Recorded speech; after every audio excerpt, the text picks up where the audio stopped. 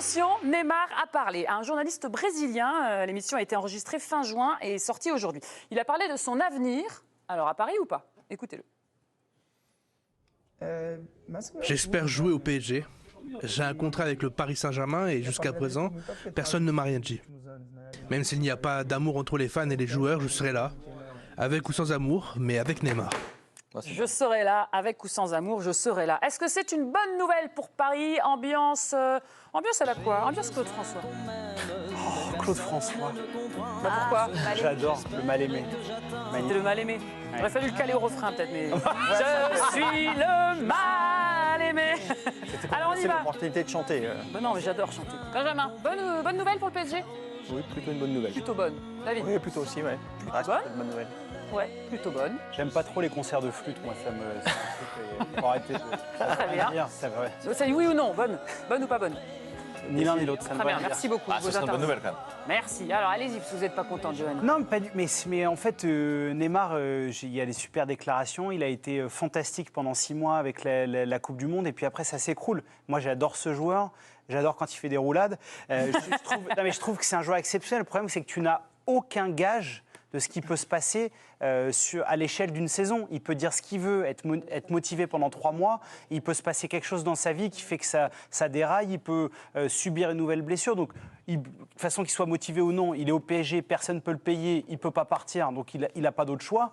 Donc qu'il soit motivé, tant mieux, mais c'est pas... je ne sais pas si ça va durer dans le temps. Ça quoi. vous convainc pas des masses. Non, comment il va déjà, Jérémy? Un petit point infirmerie, là. Il a été opéré il y a 4 mois de sa blessure à la cheville droite. Il était à la reprise de l'entraînement. On l'a vu en salle de musculation, courir aussi avec ses partenaires. Mais il n'est pas encore opérationnel d'après les premiers tests physiques. Neymar devrait reprendre très progressivement. On n'est pas du tout certain qu'il soit titulaire à la première journée de Ligue 1. Ce sera face à Clermont. Dans ses déclarations, dans cette interview, il nous sort aussi « Je veux à nouveau bien jouer ». Voilà, gagner, c'est super, mais moi, ce que je veux avant tout, c'est bien jouer, c'est la première chose. Est-ce que c'est recevable, ça, comme discours? Oui, c'est recevable, d'autant plus qu'il avait démarré sa saison de très belle manière l'année dernière. Mais chaque année, il démarre bien. Oui, mais je rejoins Giovanni effectivement sur un argument très, très juste, c'est qu'avec Neymar, ça démarre souvent très bien, ça se termine souvent très mal.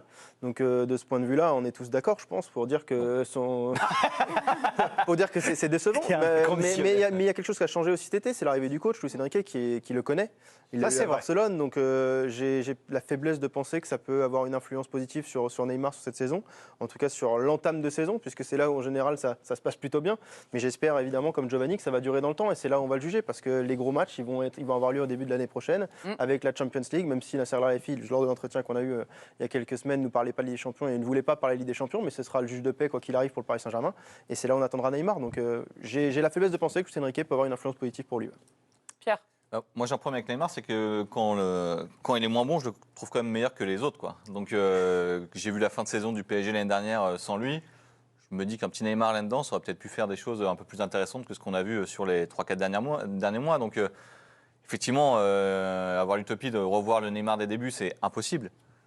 Mais avoir ce joueur-là chez toi, et même un peu diminué, et même un peu absent de temps en temps, franchement, ça fait des vraies différences. Donc, vaut mieux l'avoir avec ça. Le problème, c'est que par qui tu le remplaces? Alors, irremplaçable. On est tous d'accord avec ce qu'a dit Giovanni. On connaît tous le feuilleton Neymar depuis 2017 maintenant. Donc, on a compris que son amour là, c'est peut-être un amour d'été, quoi.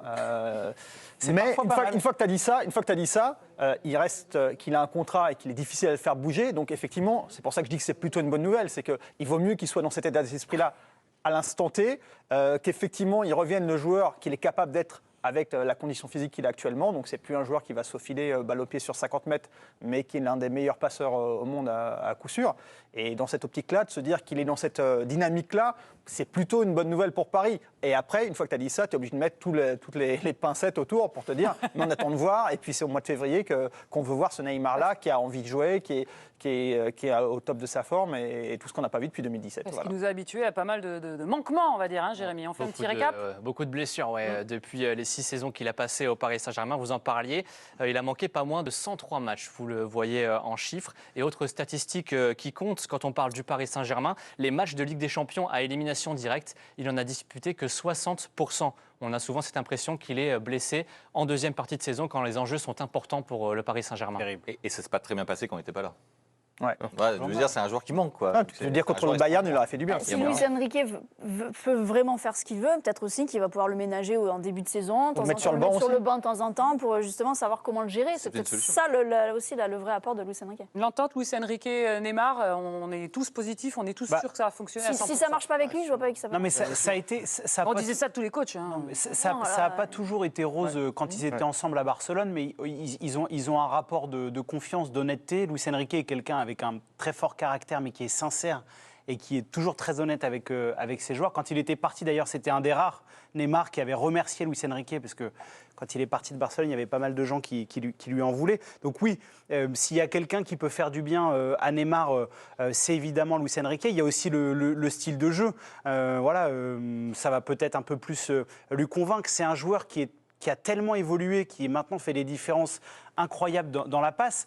Alors je sais que tout le monde ici déteste Messi et que pense que c'est un joueur de PH, mais c'était quand même le meilleur passeur du Paris Saint-Germain. Donc là aussi, tu ne remplaces pas Messi par Marco Asensio, pour qui j'ai de l'affection, mais ce n'est pas du tout le même type de joueur. Donc il va être essentiel par rapport à ça, parce que cette équipe-là a vraiment un défaut dans la création. Quand tu sortais de Marco Verratti et de Lionel Messi, c'est une équipe qui était pauvre dans les passes qui font mal dans les 30 derniers mètres. Donc il a vraiment une carte à jouer là-dessus. Tu cherches à retrouver un plus de verticalité. Ce que tu n'avais pas nécessairement la saison dernière, où tu avais du mal à trouver la profondeur, à l'exception de Kylian Mbappé, et ce n'est pas forcément sa qualité première, parce qu'il aime bien partir aussi balle au pied et faire des différences, mais tu as manqué de profondeur et de verticalité, et Neymar, il a besoin d'avoir des joueurs comme ça autour de lui. Donc ça va être aussi l'un des enjeux cet été, savoir quels joueurs vont être là pour l'accompagner, au-delà de Kylian Mbappé, pour qu'il soit le plus performant possible dans cette équipe du Paris Saint-Germain. On peut ajouter également la question de l'équilibre, parce que c'est vrai qu'avec Messi, déjà tu avais 3 joueurs de fait qui étaient alignés d'entrée, dont on sait que ça crée quand même un certain déséquilibre sur le plan défensif. Donc là,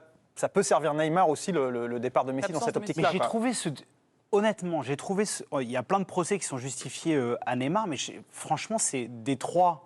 Non, mais justement, c'est celui qui faisait le plus. Il y a la photo, et lui, franchement, il a toujours fait. Oui, mais ce que je veux dire, c'est que globalement, l'équipe sera plus équilibrée. Et ça peut lui profiter à lui, parce qu'il peut être un petit peu déchargé de ça aussi, alors que c'est vrai que des 3, c'est celui qui en faisait le plus. Ouais. J'entends vos arguments, mais moi, je vois aussi les stats et je vois qu'il joue un match sur 2, qu'il est tout le temps blessé, qu'il coûte très cher, que dans le vestiaire, il peut aussi... pas toujours irréprochable. Est-ce que c'est vraiment une force aujourd'hui d'avoir un Neymar dans son équipe La réalité, c'est qu'il est là de toute façon. C'est que ce contrat, il est de toute façon, quoi qu'il arrive. Il y avait des contacts avec Chelsea, là. Non, mais les arguments de France sont recevables parce que c'est ce qui a poussé notamment Luis Campos à mener une réflexion sur son futur. Lui n'a jamais fermé la porte à un éventuel départ de Neymar. Dès son arrivée, d'ailleurs, ça a été une discussion avec Kylian Mbappé lors de la prolongation. Il estime que ça fait doublon avec Mbappé, de son côté gauche. Mais après, tu as cette état de fait là. Votre question, elle est excellente. Parce que, merci Giovanni. Et tu n'auras pas plus de points au quiz. Mieux qu'en vélo. Non, mais franchement, je faisais partie de ceux qui pensaient, quand Neymar était absent pour les matchs qui comptaient, c'était pas contre Neymar, mais qu'avec sans Neymar, avec Mbappé et Messi, le PSG était plus équilibré.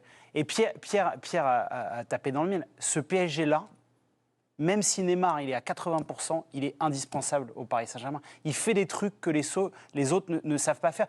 Kylian Mbappé, aussi fort soit-il, il y a des choses que fait Neymar dans la passe, dans la qualité technique, dans les petits espaces que fait Neymar, que personne ne peut faire. Donc évidemment Kylian a besoin. Et bien sûr que Paris en a besoin. Il y a une petite phrase quand même, je ne sais pas si on va la revoir, non, parce que c'était en interview, mais il dit « Avec ou sans amour, je serai là ». C'est super. C'est quand même pas génial niveau comme ça. Ça veut dire qu'il m'aime ou qu'il m'aime pas. Mais il a un message à faire passer quand même, parce que les supporters n'ont pas été très sympathiques avec lui il y a quelques semaines. Il ne l'a pas très bien vécu de ce qu'on nous a fait, de ce qu'on nous a dit, et je pense que je l'aurais mal vécu à sa place aussi. Tu parles quand les supporters étaient chez lui. Exactement, il a eu quand même une horde de supporters qui sont allés devant chez lui. Quand il nous dit qu'il a eu peur pour lui et ses proches, parce qu'il s'est demandé si à un moment donné le supporter n'allait pas rentrer dans son domicile, je pense qu'il est honnête. Et à un moment donné, ça a aussi pesé dans sa réflexion de se dire, mais qu'est-ce que je fais ? Moi, je peux rester dans ces conditions au Paris Saint-Germain. Là, il nous fait savoir que sa réflexion a évolué, qu'il restera avec ou sans amour, mais il fait aussi passer le message aux fans que ça l'a touché. Voilà. Et après, on sait que ça va vite dans les deux sens aussi, parce qu'il a eu une histoire extrêmement compliquée avec le Paris Saint-Germain depuis 6 ans maintenant. Il a été porté au nu lors de son arrivée. Ensuite, il a été conspué. Puis à nouveau, il est revenu, quand il était bien en 2020, il est revenu au sommet dans le cœur des Parisiens. Là, en plus, il y a un petit peu l'histoire de désamour qui se dessine avec Mbappé, en tout cas une fracture avec une partie des supporters, paraît-il. Donc voilà, il envoie aussi ce petit message-là, mais ce que je veux dire surtout, c'est que c'est pas gravé dans le marbre. Non, mais il pourrait dire aussi. Soit compliqué. Il fait partie de ces joueurs qui sont meilleurs, évidemment, quand ils sont aimés, adulés. Ça Et le vous voulez force à qu'il le dise quoi? transmettre. Je vais tout faire pour qu'ils m'aiment. Je vais faire de mon mieux pour que les supporters m'aiment. Là, on a revu les images. C'est difficilement pardonnable. Que Neymar soit bon ou pas bon, mais ce qui s'est passé, c'est une honte absolue. Bien sûr. À quel moment On va pas devant le domicile des gens. Jamais. Mais c'est inadmissible. Donc, et puis pour le coup, je pense que Neymar, il a beaucoup de défauts, mais c'est quelqu'un qui est, alors parfois on peut dire naïf, tout ce qu'on veut, mais c'est quelqu'un qui est honnête. Je pense que c'est pas un mec qui triche. Les blessures qu'il a eues, c'est les 2 premières blessures qu'il a, c'est des fractures. C'est pas des blessures musculaires à répétition, par exemple comme Marco Verratti, où là tu peux te dire l'hygiène de vie. Voilà, c'est un mec, je trouve, quand il est sur le terrain. C'est pas un mec qui triche, c'est un mec qui se donne. Quand il est sur le terrain, il est quand même 90% du temps très bon. Donc le côté de prendre Neymar en grippe, parce que c'est le symbole du Qatar, des transferts un peu n'importe comment, etc., je trouve que c'est un raccourci très facile de la part des supporters. Après, il faut rappeler aussi que là, tu avais 50 supporters. C'est pas tous les supporters, tu as raison. Il y a aussi 50 000 supporters au Parc des Princes qui n'ont pas tous ce point de vue-là. Ils ne sont pas tous allés défiler devant son domicile. Fort heureusement. Et quand il s'exprime avec ou sans amour, je serai là. Il pourrait aussi englober les autres, qui attendent de voir. Mais ceux qui sont fidèles, vous avez raison. Elle est vraie. Candice. Non, mais c'est vrai, mais il a été choqué par cet épisode, donc forcément, c'est ce qui lui vient là.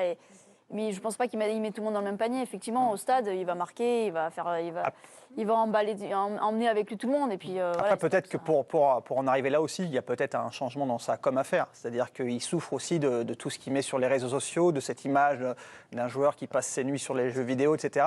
Je veux dire, c'est sûr que pour son image, ça joue aussi. Et moi, ce qui m'inquiète un petit peu par rapport à cette bonne nouvelle pour Paris, c'est ce qu'il a dit il y a quelques semaines, là, juste avant la fin de saison, en disant que de toute façon, ce qu'il faisait en dehors du terrain, ça le regardait que lui, et il a raison, et que de toute façon, c'était comme ça. Et ce qui m'embête, c'est qu'il a 31 ans, voilà, il a 31 ans, il n'a pas intégré ça, le fait que, effectivement, peut-être, on parle dans le vide, parce qu'on n'a pas de certitude, mais peut-être qu'il aurait 2 ballons d'or s'il avait une hygiène de vie un petit peu différente. Alors après, c'est toujours un débat, mais est-ce qu'il aurait pu être le Neymar qu'on connaît en étant aussi fantasque, j'ai envie de dire? On n'a pas de certitude, mais il y a quand même toujours cette image qu'il renvoie qui joue justement dans le cœur des supporters aussi, quoi. La notion de bonheur, parce qu'à Barcelone, si les gens pensent qu'à Barcelone, il ne sortait pas, il sortait aussi. Je veux dire, il n'y a pas de... Alors, tu vieillis, ton corps encaisse pas... Digère un peu moins. Exactement. J'en sais quelque chose. Ça sent le vécu, là. Voilà, c'est un peu plus compliqué, mais le débat qu'on fait avec Neymar sur l'histoire, il y a eu le même avec Ronaldinho, et Ronaldinho te dit toujours qu'il avait besoin d'être heureux et d'être épanoui. C'est pour ça que je dis qu'il n'y a pas de certitude. Pour être bon. Non, mais je parle de l'image, en tout cas, qu'il renvoie. Après... Juste les petits contacts avec Chelsea, là, c'est mort, c'est fini, on n'en parle plus. C'est pour Benjamin. Non, mais c'est un intérêt qui n'est pas, pour l'instant, revenu au goût du jour, mais c'est pas exclu qu'au mois d'août, il y ait un retour de flamme. Mais pour l'instant, en tout cas, non, c'est pas Vous nous passez un l'actualité. petit coup de fil, On verra. Vous nous prévenez. Merci.